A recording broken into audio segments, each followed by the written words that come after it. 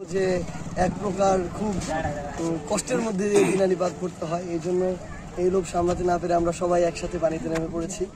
আর সত্যি কথা বলতে আমরা সবাই একসাথে সকল আইন কানুন বিধি নিষেধ দেখেই আমরা এই শাপলা মার্কেটটাকে ঠিক করেছি। এটা এই যদি বলেন যে জাতীয় অন্য কোনো কিছু আছে কিনা, কাঁঠাল একটা জাতীয় ফল, সেটা আছে, তো শাপলা জাতীয় ফুল হিসেবে থাকতেই পারে।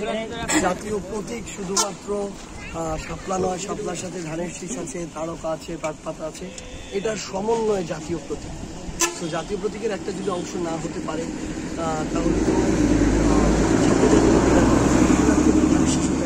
তারকাও একটা অংশ, এগুলো তো হতে পারে।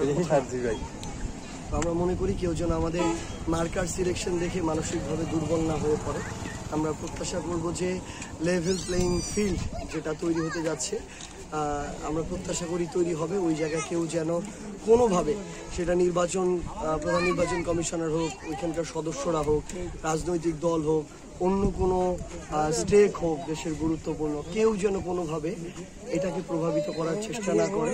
এই অপচেষ্টাগুলো দিন শেষে কখনো সফল হয় না।